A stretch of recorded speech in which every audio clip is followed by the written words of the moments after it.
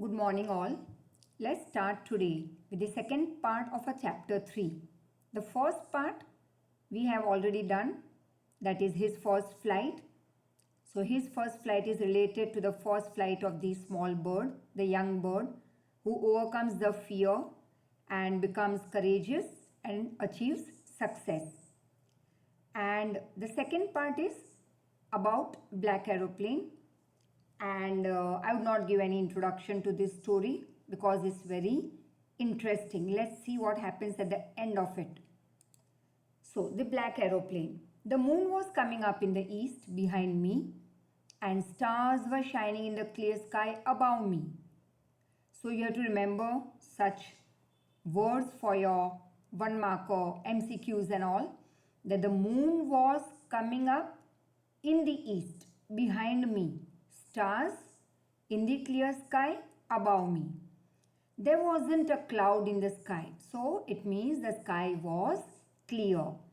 I was happy to be alone, high up above the sleeping countryside. Countryside, that is not a country or a nation, but when we talk about countryside in English literature, it means village side. So I was happy to be all alone above the sleeping countryside. So this man was a pilot. I was flying my old Dakota aeroplane. Now this Dakota aeroplane was first built in 1881 and the architect was Henry. And actually it's a military transport aircraft. So here the man says that I was flying my old Dakota aeroplane over France back to England. I was dreaming of my holiday and looking forward, that is dreaming about to be with my family. I looked at my watch. It was 1:30 in the morning. I should call Paris control soon, I thought. So he thought that let me call the Paris control room. As I looked down past the nose of the aeroplane, nose, that is the front narrow portion, what could I see? I saw the lights of a big city in front of me. Means he was nearing the place, a city.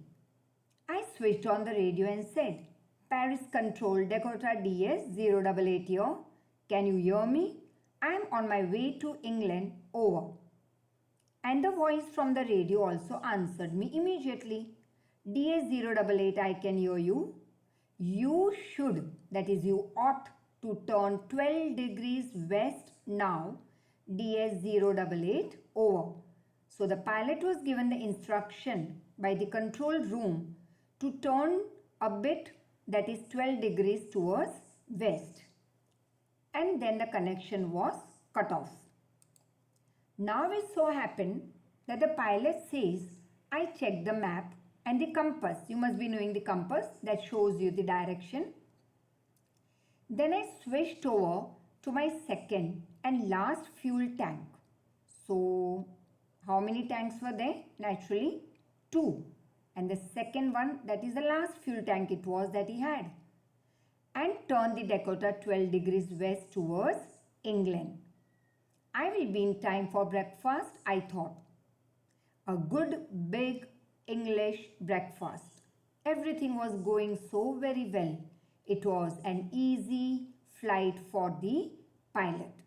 Everything was perfect. Paris was about how many kilometers now behind him? That is, he says, now it was about 150 kilometers behind me. When I saw the clouds, stormy clouds, they were huge. They looked like black mountains standing in front of me across the sky. Now all of a sudden he realizes that Paris was behind him how many kilometers? 150. And what was in front of him like big mountains? Huge stormy clouds.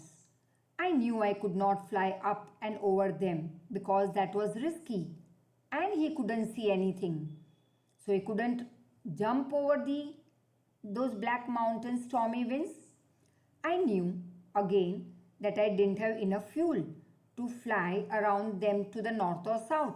Means to save myself, he says, I couldn't move to east, west, north, south and jump over the stormy clouds because I had very less fuel now. I ought to go back to Paris, I thought. How many kilometers back he had already left Paris? 150. So he thought, let me go back. But actually there was another thought that I wanted to get home. I wanted that breakfast with my family. I'll take the risk, I thought, and flew my old Dakota straight into the stormy clouds. And it so happened, inside the clouds, everything was suddenly black. It was impossible to see anything outside the aeroplane. And the old aeroplane jumped and twisted in the air. Jumped and twisted, that is, to move here and there. I looked at the compass. I couldn't believe my eyes. The compass was turning round and round and round. Means now the compass was dead. It was not working. It would not work. The other instruments were suddenly dead too. I tried the radio, that is, in the beginning of the chapter that he was talking to the control room. He tried to talk to them. Paris control, can you hear me? But no, the answer was not there. The radio was dead too. I had no radio, no compass, and I could not see where I was going. I was lost in the storm. Then in the black clouds, suddenly I saw quite near me another aeroplane. It had no lights on its wings, but I could see it flying next to me through the storm. That is, this was like a magic. There was no one, only those black clouds through which this man was flying his Dakota. And suddenly he sees that in that pitch darkness, suddenly one more plane comes near him. But yes, remember, no lights on that other plane wings. But he could see that plane flying close to him. I could see the pilot's face who was looking towards me. I was very happy to see another person in that problematic situation. He lifted one hand as if waving to me. And follow me, he was saying, follow me. He knows that I am lost, I thought. Now when that man told him, after waving, that follow me, I clearly understood that he must be knowing that I am lost in this weather. He is trying to help me, I think so. He turned his aeroplane slowly to the north in front of my Dakota. So he was guiding me. He was in front of me so that it would be easier for me to follow him. I was very happy to go behind that strange aeroplane like an obedient child. So just because, see, when we are very much in risk or problem and all, and there is no, you can say, way to come out of it, and if someone comes and gives you some suggestion, naturally, we will start following it, that at least there's a hope that we might come out of that problem. Same with this pilot. After half an hour, the strange black aeroplane was still there in front of me in the clouds. Now there was only enough fuel in the old Dakota's last tank to fly for 5 to 10 minutes more. तो अब कितना fuel बचा था? 5-10 minute तक ये plane उड़ सके उतना ही. I was starting to feel frightened again. So I was frightened. Why? Because if this man is going to take me far away more than 10 minutes, I am not going to survive because the fuel tank would become 0. But then he started going down and I followed him through the storm. Suddenly I came out of the clouds and saw 2 long straight lines of lights in front of me. And that was what? The runway. It was a runway, an airport. I was safe. I turned to look for my friend who was guiding me in that black aeroplane. But there was no one. The sky was empty. There was nothing there. The black aeroplane was gone. I couldn't see anywhere anything. I couldn't see the plane anywhere. I landed and was not sorry. Means it was my duty. I had to go and ask for it. So directly I went. That is, I walked away from that old Dakota near the control tower. I went and asked a woman in the control center where I was and who the other pilot was. I wanted to tell him thank you. But this lady was over surprised.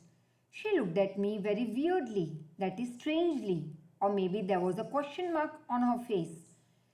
And then suddenly she laughed. Another aeroplane? Up there in this storm, that is in this wild storm, do you think there was any other aeroplane? No other aeroplanes were flying tonight, sir. Yours was the only one I could see on the radar. So, who helped me to arrive there safely without a compass or a radio and without any more fuel in my tanks? This was a big question that was in his mind. Who was the pilot on the strange black aeroplane flying in the storm without lights? It still remains a question for that pilot. So, wasn't it interesting? Very soon, your worksheet will follow. Please go through it and learn it and jot it down in your notebook. Thank you so much.